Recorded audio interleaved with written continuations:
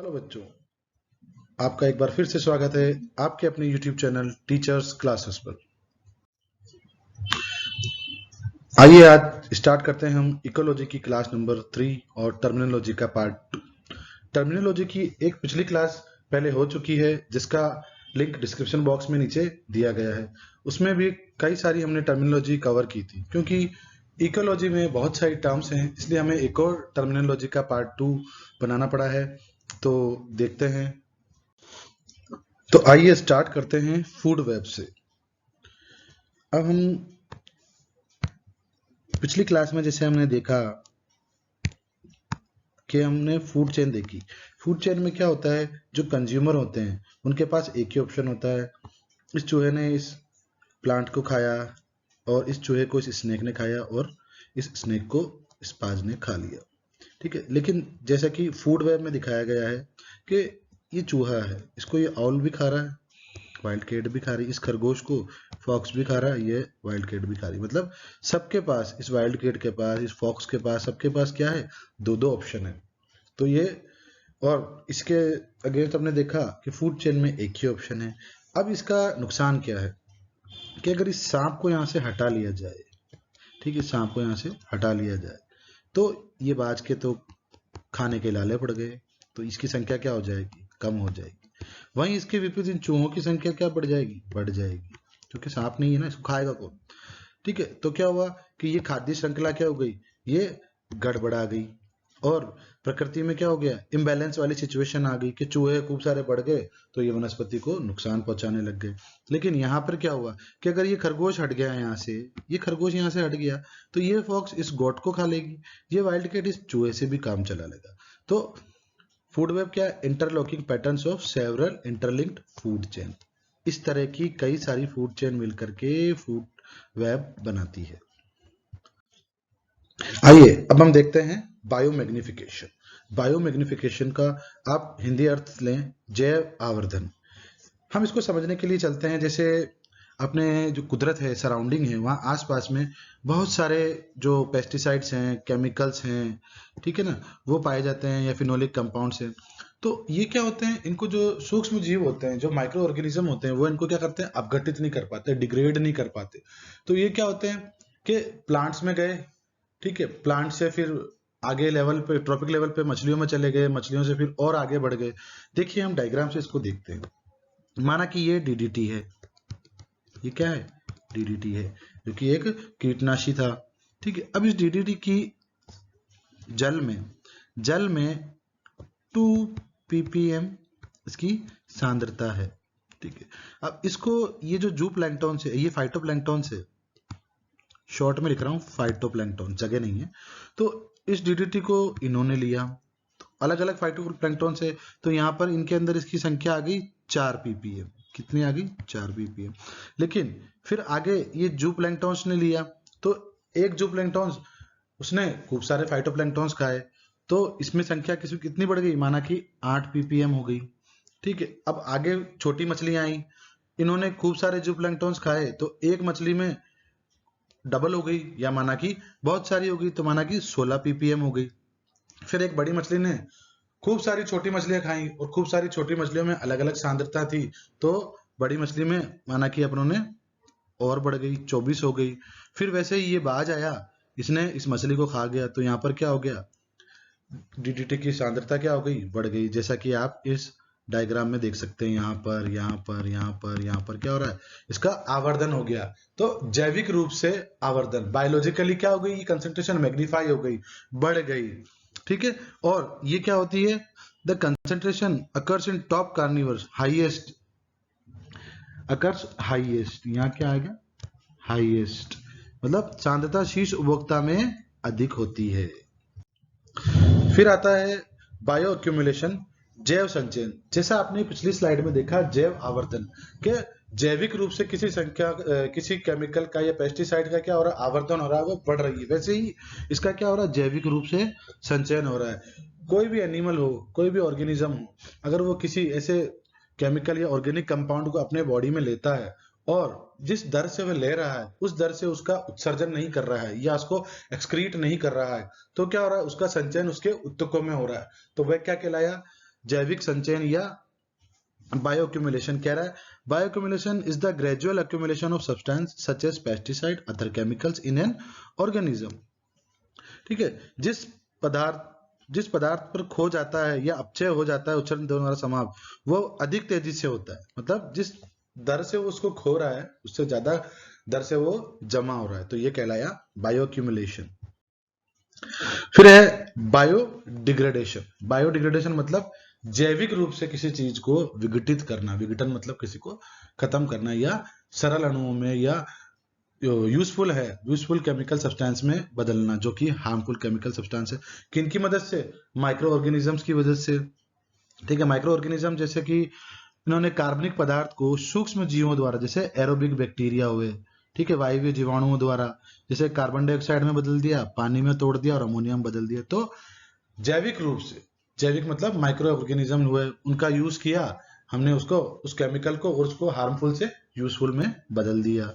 Okay, अब आता है बायो रेमिडिएशन, मतलब कि जैविक उपचार, जीवों का उपचार। जीवो इन टर्म्स अपन लेंगे माइक्रो ऑर्गेनिजम्स का, माइक्रो ऑर्गेनिजम्स या हायर प्लांट्स का उपयोग करके किसी स्थान को जहां पर कोई केमिकल अवांछित पदार्थ पाया जा रहा है उसको हटाना, ताकि क्या हो कि वो जगह वापस अपने पुराने परिवेश में लौट सके। जैसे कि समुद्र में क्या होता है, तेल फैल जाता है, क्रूड ऑयल आता है जहाजों में और जहाज पलट जाते हैं तो फैल जाता है। तो अब उसको जाके समुद्र में कैसे साफ करें? तो वहां क्या होता है, साइंटिस्ट ने कुछ ऐसे बैक्टीरिया या कुछ ऐसे माइक्रो ऑर्गेनिज्म इजाद किए या जेनेटिकली मॉडिफाइड ऐसे कुछ माइक्रो ऑर्गेनिज्म बनाए, जिसने वो क्या करा, उस ऑयल को वहीं बायोलॉजिकली समाप्त कर दिया। बायोलॉजिकली का मतलब अगर कोई केमिकल मिलाते तो क्या होता, वो बायोमैग्निफिकेशन जैसा कोई रूल हो जाता, जो हमने पिछली स्लाइड में देखा है। इसलिए क्या करा उन्होंने, जैविक उपचार किया, बायोरेमेडिएशन का, बायोरेमेडिएशन किया। अब आता है बायो ऑगमेंटेशन, मतलब कि जैव उत्पादन। अब इस बायो रेमेडिएशन का ही एक पार्ट है bio augmentation. Bio augmentation is the practice of adding culture micro organism into sub surface the purpose of biodegrading specific soil and ground water. Suppose कीजिए मिट्टी में कुछ, या जो ग्राउंड वाटर है या कोई वाटर बॉडी है, उसमें क्या हो गया, कुछ ऐसे पॉल्यूटेंट मिल गए। ठीक है, तो अब उस पॉल्यूटेंट को कैसे साफ करें? तो उसमें क्या करा हमने, कुछ जेनेटिकली मॉडिफाइड ऑर्गेनिज्म मिला दिए। तो क्या हुआ, वो उस जेनेटिकली मॉडिफाइड ऑर्गेनिज्म ने क्या हो गया, उसको साफ करने की दर, जैविक उपचार की दर को बढ़ा दिया। आइए इसको हम और अच्छी तरीके से समझते हैं नेक्स्ट स्लाइड में। जैसा कि यहाँ लिखा हुआ है बच्चों के bio augmentation is one of the approach in bio remediation. मतलब ये बायो ऑगमेंटेशन क्या है, is the part of bio remediation. क्या है, जैसे एक वाटर बॉडी है, ये एक रिवर है। इस रिवर में क्या है, कुछ पहले से ही यूजफुल बैक्टीरियाज या यूजफुल माइक्रो ऑर्गेनिज्म जो दिख रहे हैं, ये वहां पर पहले से ही पाए जा रहे हैं। और ये क्या कर रहे हैं कि जो भी पॉल्यूटेंट्स हैं इस यहाँ पर, उनको ये डिग्रेड कर रहे हैं और यूजफुल में बदल रहे हैं। लेकिन क्या हुआ, यहाँ पर एक फैक्ट्री आ गई सर। यहाँ पर ये फैक्ट्री जो आई, इससे जो पॉल्यूटेंट ज्यादा आने लग गया, तो क्या हो गया, ये थोड़े से कमजोर पड़ने लग गए। मतलब ये काम तो कर रहे हैं पर उतनी एफिशिएंसी से या दक्षता से नहीं कर पा रहे।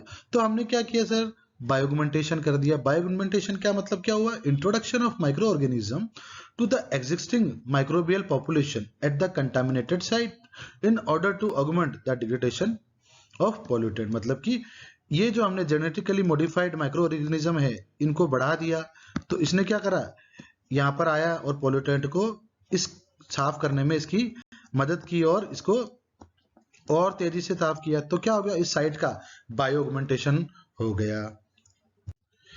इसी कड़ी में आता है biological oxygen demand. Biological oxygen demand क्या कहती है, it is the amount of dissolve oxygen, it is the amount of dissolved oxygen needed by bacteria in decomposing the organic waste। मतलब किसी ऑर्गेनिक वेस्ट, मतलब कि कार्बनिक कचरे को बैक्टीरिया के द्वारा डिकम्पोज करने में जो ऑक्सीजन की जरूरत पड़ी, ठीक है, उस सिस्टम के द्वारा, वो क्या कहलाया, उस सिस्टम की बायोलॉजिकल ऑक्सीजन डिमांड। इसको और आसान तरीके से समझते हैं। जैसे कि आपके सामने दिया हुआ है, ये एक वाटर बॉडी है, ये वाटर बॉडी है, इसमें ये ऑर्गेनिक कंपाउंड है, ये ऑक्सीजन। ठीक है, अब इस वाटर बॉडी को अपन को साफ करना है। कैसे साफ करना है, बायोलॉजिकली, किसी जैविक रूप से साफ करना है, कोई केमिकल नहीं मिलाया अपन ने। तो ये माइक्रो ऑर्गेनिज्म हमने इसमें डाला या पहले से ही मौजूद था, तो इसने इस माइक्रो ऑर्गेनिज्म ने ऑर्गेनिक कंपाउंड को खाया और यूजफुल कंपाउंड में बदल दिया। ठीक है, लेकिन इसमें क्या हुआ, हमने और डाल दिया। ठीक है, यहाँ पर ये और बढ़ा दिया। तो जैसे जैसे ये बढ़ेगा वैसे वैसे क्या होगा, ये बैक्टीरिया जो वर्क करेगा तो ज्यादा ऑक्सीजन मांगेगा, और ज्यादा ऑक्सीजन मांगेगा तो इस सिस्टम की ऑक्सीजन डिमांड क्या होगी, वो बढ़ जाएगी। तो इस सिस्टम की जो बायोलॉजिकल ऑक्सीजन डिमांड, ठीक है, वो किसके ऊपर निर्भर कर रही है, इनपुट ऑफ ऑर्गेनिक वेस्ट। मतलब जितना ज्यादा इनऑर्गेनिक वेस्ट इसमें जाएगा उतनी ज्यादा क्या होगी, ऑक्सीजन डिमांड बढ़ती जाएगी। और बायोलॉजिकल ऑक्सीजन डिमांड और कैसे बढ़ेगी कि जैसे जैसे ज्यादा पॉल्यूशन फैलता जाएगा, पॉल्यूशन को कम करने के लिए ऑर्गेनिज्म भी बढ़ते जाएंगे। ठीक है, वो ज्यादा काम करेंगे तो वह ज्यादा ऑक्सीजन मांगे, तो ये क्या हुई, बायोलॉजिकल ऑक्सीजन डिमांड। फिर उसी राह में आता है केमिकल ऑक्सीजन डिमांड। क्या आता है, केमिकल ऑक्सीजन डिमांड आया। Chemical oxygen demand, measure of oxygen equivalent of the organic compound in water sample that are susceptible to the oxidation by strong oxidizing agent.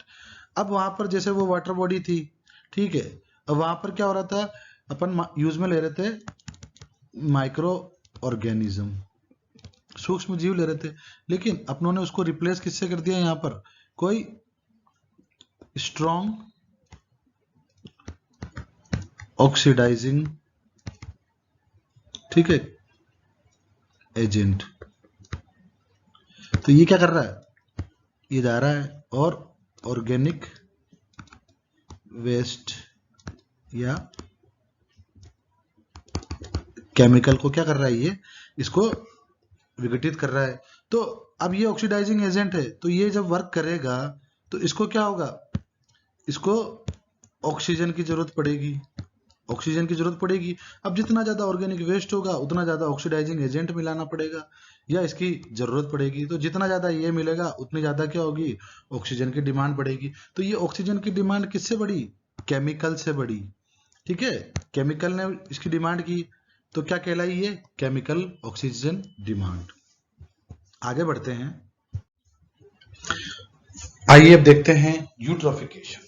परिभाषा क्या कहती है, रैपिड इंक्रीज इन एल्गी और plant in an aquatic system due to influx of limiting nutrient that was previously short supplied. अब ये कोई water body है, इसमें क्या हो रहा है, एल्गी उग रहा है, ठीक है, एल्गी उग रहा है या कोई और प्लांट्स उग रहे हैं। अब इसमें कुछ न्यूट्रिएंट्स पहले से मौजूद है, नाइट्रोजन हुआ, फास्फेट हुआ या और भी पोटेशियम हुआ। तो अब क्या कर रहे हैं, वो इस एल्गी की ग्रोथ को सपोर्ट कर रहे हैं और ये उग रही है, और ये दूसरों को भी उगने दे रही है, जैसे दूसरों को भी, दूसरे प्लांट्स को भी उगने दे रही है, इनके ऊपर जो मछलियां इनको खा रही है और वो अपना जीवन व्यापन कर रहे हैं। लेकिन अब क्या हुआ कि अब पॉल्यूशन हुआ, पॉल्यूशन से क्या हुआ कि कुछ न्यूट्रिएंट्स, ये न्यूट्रिएंट्स का क्या हुआ, इनफ्लक्स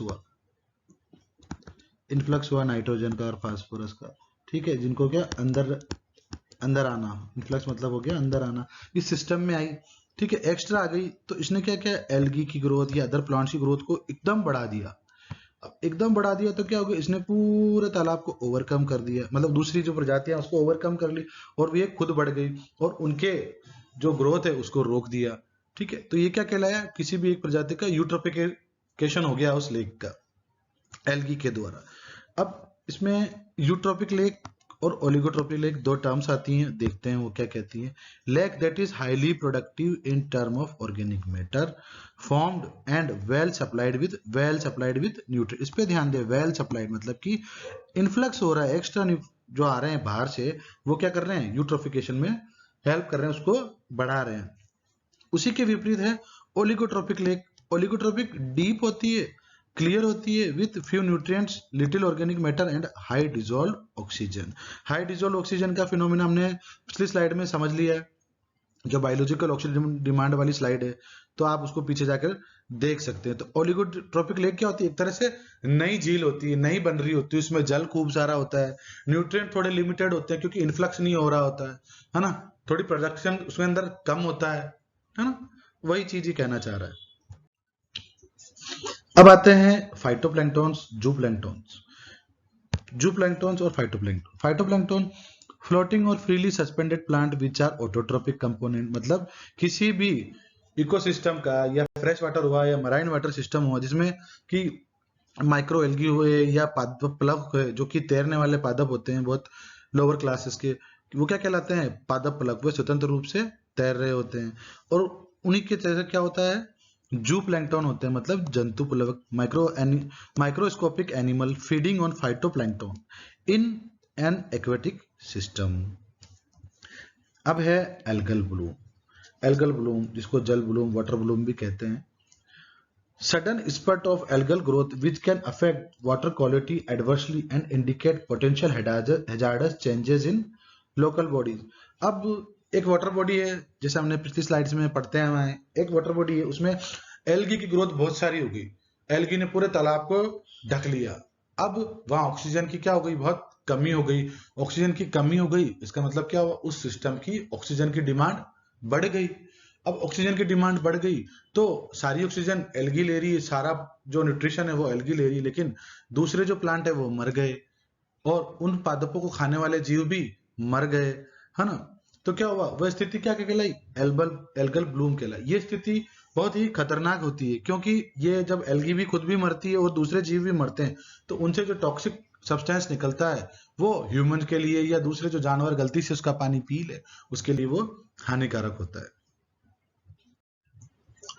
अब आती है बच्चों बायोस्फीयर रिजर्व्स। हमने जो पिछली टर्मिनोलॉजी की क्लास है उसमें हमने बायोस्फीयर पढ़ चुके हैं। अब उसी में हम देख रहे हैं आगे बायोस्फीयर रिजर्व। हमारी जो पिछली क्लास है उसका जो लिंक है हमने इसी क्लास के डिस्क्रिप्शन बॉक्स में दिया है, तो आप उस पर क्लिक करें और उस क्लास को जाकर के पढ़ें और शेयर करें। आइए देखते हैं biosphere. Biosphere protected land, water and coastal environment with their living organisms that together constitute a worldwide network of scientific information and include natural biomes throughout the world। अब बच्चों ये जो बायोस्फीयर की जो पिछली बार डेफिनेशन थी ये उसी से एक कदम आगे है।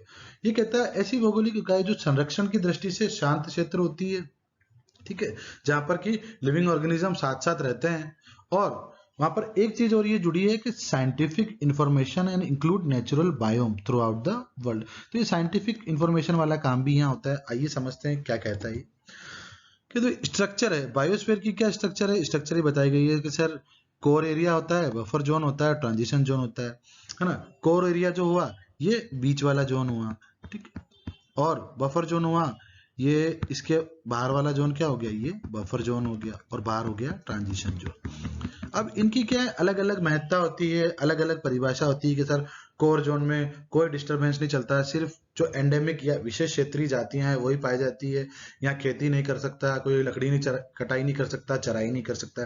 फिर बफर जोन जो होता है उसमें रिसर्च का कार्य आप कर सकते हैं, ठीक है, टूरिज्म भी हल्का फुल्का परमिशन से अलाउ होता है, और जो उसके बाहर जो ये जो बाहर जो ट्रांजिशन जोन है यहाँ पर आप सारी एक्टिविटीज होती हैं, जैसे लैंड सेटलमेंट हुआ, क्रॉपिंग हुई, और खेती कर सकते हैं आप, इस तरह की सारी चीजें कर सकते हैं। तो इनको आने वाली क्लासेस में बहुत डिटेल में पढ़ेंगे।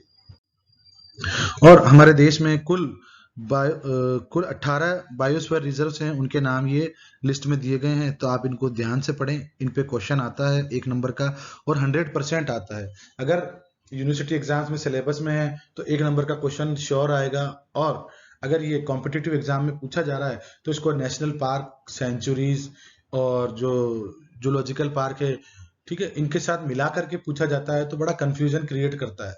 तो आप इनको ध्यान से पढ़ें और देखें। अब नेक्स्ट स्लाइड है बायोडायवर्सिटी। बायो मतलब जीव, जीवों में विविधता। जीवों में किस तरह की विविधता कि जब प्राकृतिक स्थिति के अंतर्गत किसी दिए गए क्षेत्र में मौजूद जीवों के सभी रूपों, जैसे कि पौधे, जानवरों और सूक्ष्म जीवों। अब पौधों में एक पौधा उसकी जातियां, उसकी वैरायटियां, ठीक है, एक जंतु उसकी जातियां, उसकी वैरायटियां, ऐसे ही सूक्ष्म जीवों में होता है। तो ये क्या हो गई, जीवों में क्या हो गई, विविधता हो गई, अलग अलग जाति के जीव, उनके लक्षण भी अलग हैं, उनके कार्य करने का तरीका भी अलग है, उनका भोजन भी अलग है, उनका आवास भी अलग है। तो ये क्या हो गई, जीवों की विविधता हो गई। ठीक है, इसके 3 लेवल बताए गए हैं, जेनेटिक डाइवर्सिटी, स्पीशीज डाइवर्सिटी और इकोसिस्टम डाइवर्सिटी। हिंदी में कहा हमने आनुवंशिक विविधता, प्रजाति विविधता और पारिस्थितिकी तंत्र की विविधता। इनको आगे आने वाली क्लास में हम डिटेल में पढ़ेंगे, क्योंकि ये क्लास सिर्फ टर्मिनोलॉजी की क्लास है। तो यहाँ पर से जो भी है आपका 1 नंबर का कॉम्पिटिटिव अप्रोच वाला क्वेश्चन आराम से क्लियर होगा। ठीक है, और डिटेल में इसकी पूरी क्लास बनाई जाएगी, जो भी यहाँ पर टर्म्स हैं उनकी, तो उनको हम आने वाली क्लासेस में पढ़ेंगे, और उसके लिए आपको हमारे साथ जुड़े रहना होगा। रेड डाटा बुक, लाल डाटा बुक, लाल किताब। लाल किताब वो ज्योतिष वाली नहीं, यहाँ वाली अपने बायोलॉजी वाली लाल किताब। A book listing threatened and endangered species and subspecies of animal and plants, including information on their status and measures for protection. Okay, it is published by IUCN. किसके द्वारा पब्लिश की जाती है ये? IUCN के द्वारा। इसकी फुल फॉर्म है international union on conservation of nature and natural resources. इसकी स्थापना हुई 1964 के अंदर। अब लाल किताब ये होती है, आप इसको समझें कि जो भी प्लांट की स्पीशीज है या एनिमल की स्पीशीज है, या तो वो लुप्त हो चुकी हैं, लुप्त होने वाली हैं, लुप्त होने के कगार पर हैं, उनका ये क्या करता है, डाटा तैयार करता है और ये बताता है कि इनका हमें संरक्षण कैसे करना चाहिए या किन किन प्रजातियों को संरक्षण की आवश्यकता है। जैसे कि हिंदुस्तान में अभी चल रहा है टाइगर कंजर्वेशन प्रोजेक्ट। क्यों? क्योंकि टाइगर अभी क्या है, खतरे में है। राजस्थान का जो पक्षी है गोडावण, वो भी क्या है, खतरे में है। तो क्या हो रहा है, इनके लिए इसी तरह से आईयूसीएन ने कुछ मापदंड है, कुछ मेजर्स हैं वो सेट किए कि भाई इनके तहत इनका कंजर्वेशन किया जाए। तो ये कहलाती है रेड डाटा। ये क्या करती है, most comprehensive inventory of global conservation status, जैविक प्रजातियों के वैश्विक संरक्षण की स्थिति की सबसे व्यापक सूची है। फिर नेक्स्ट टर्म है रेड टाइड, मतलब कि लाल ज्वार। आपने बहुत सुना है रेड टाइड, लाल ज्वार समुद्र में आता है। क्यों आता है ये? क्योंकि क्या होता है, कुछ प्लैंक्टन्स होते हैं, ठीक है, जो कि क्या करते हैं, कुछ हार्मफुल टॉक्सिन्स हैं वह क्या रिलीज करते हैं, और उस हार्मफुल टॉक्सिन्स को क्या होते हैं, मछलियां होती हैं वो खा लेती है। ऑब्वियस सी बात है, वो हार्मफुल टॉक्सिन उनके पेट में जाएगा और उससे क्या होता है, वह मर जाती है ना। अब ये हार्मफुल टॉक्सिन्स रिलीज करने वाली जो भी स्पीसीज है वो कौन है, डायनोफ्लेजिलेट्स हो गए, डायटम्स हो गए, ठीक है, ब्लू ग्रीन एल्गी हो गई, लाल हरी शैवाल जिसे कहेंगे अपन, है ना। तो ये क्या करती हैं, रेड टाइड करती हैं। ओके, अब है ग्रीन हाउस इफेक्ट। ये शब्द हम पहली क्लास से या तीसरी क्लास से सुनते आ रहे हैं कि green house effect. Green house effect क्या होता है, आपको आता होगा सबको, लेकिन इसको हम और अच्छे से समझेंगे, है ना। तो ग्रीन हाउस क्या होता है, heating of air caused by allowing incoming solar radiation but inhibiting outgoing. अब हमने पिछली क्लास में पढ़ा था एटमॉस्फेयर। हमारी पृथ्वी को चारों ओर से इस एटमॉस्फेयर ने घेरा है। एटमॉस्फेयर मतलब वायुमंडल के द्वारा ही घिरा है। अब वायुमंडल में कुछ गैसेज होते हैं, CO2 हो गई, ठीक है, N2O हो गई, और ये मिथेन CH4 हो गई। तो इस तरह की भी गैसेज होंगी। तो हमारे जो पृथ्वी को क्या है, इन्होंने क्या करा, घेरे हुए। अब क्या हुआ, सूरज से सोलर रेडिएशन इसमें आया, नीचे की तरफ पृथ्वी पर आया, और यहाँ से टकराया और विकिरित हो गया, वापस इमिट हो गया बाहर की तरफ, पर्यावरण अपने एटमॉस्फेयर से बाहर की तरफ गया। अब कुछ भाग तो बाहर चला गया, लेकिन कुछ भाग क्या हो गया, टकरा के वापस पृथ्वी के वायुमंडल में आ गया। अब वायुमंडल में आ गया तो क्या होगा, वायुमंडल में अगर कोई सौर ऊर्जा अंदर आएगी तो क्या करेगी, तापमान को बढ़ाएगी, ठीक है ना। क्या करेगी, सोलर रेडिएशन, ये हीटिंग ऑफ एयर, उसको गर्म करेगी। अब इसको गर्म करेगी तो वातावरण गर्म हो जाएगा, टेम्परेचर बढ़ जाएगा, जिसको हमने क्या बोलेंगे, ग्लोबल वार्मिंग बोलेंगे। अब ग्लोबल वार्मिंग से क्या होगा, ध्रुवों की बर्फ पिघलने लग जाएगी। ध्रुवों की बर्फ पिघलेगी तो समुद्र का क्या होगा, जल स्तर बढ़ जाएगा, और जल स्तर बढ़ जाएगा तो चेन्नई, मुंबई जैसे ये कोस्टल एरियाज हैं, ये क्या हो जाएंगे, जलमग्न हो जाएंगे। तो ग्रीन हाउस इफेक्ट कितना हार्मफुल हो सकता है, आपने समझा। अब आइए नेक्स्ट स्लाइड पर। अगली स्लाइड है greenhouse gas. Greenhouse gas is a gas that absorbs and emits radiating energy within the thermal infrared range causing green house gas. ये कहता है कि ग्रीन हाउस गैस जो होती है वो जो सूरज से जो रोशनी आई पृथ्वी पर, ये पर्यावरण हो गया, वायुमंडल हो गया। अब इसको भेद के जो किरणें आई, ठीक है, और वापस जो जा रही थी, इसको एब्जॉर्ब कर लिया किन्होंने, ग्रीन हाउस गैस ने, और उनको क्या करा, बाहर नहीं जाने दिया, और ये अंदर की तरफ ही आ गई, अंदर की तरफ ही आ गई। तो क्या हो रहा है, यहाँ का वातावरण क्या हो रहा है, गर्म हो रहा है। अब ये वातावरण को कितना गर्म कर रही है, कौन सी गैस कितना ग्रीन हाउस इफेक्ट दिखा रही है, इसका अध्ययन हम क्या करते हैं, एक थर्मल इंफ्रारेड रेंज होती है जो कि 8 से 15 माइक्रोन की एक तरंग दैर्ध्य होती है, तरंग दैर्ध्य होती है। इसका उपयोग करते हैं हम कि भाई कितनी थर्मल एनर्जी जो है रेडिएट हो रही है पृथ्वी पर, और कितनी वो वातावरण को गर्म कर रही है। ठीक है, तो बच्चों आज की जो क्लास थी ये यहीं तक है, और नेक्स्ट क्लास में हम इकोलॉजी के और टॉपिक्स के साथ आएंगे। तो जो भी आपके सजेशंस और कमेंट्स हैं वो कमेंट्स बॉक्स में डालें, और नेक्स्ट क्लास के साथ हम बहुत ही जल्द आपके पास आने वाले हैं। तो stay connect with us. Thank you.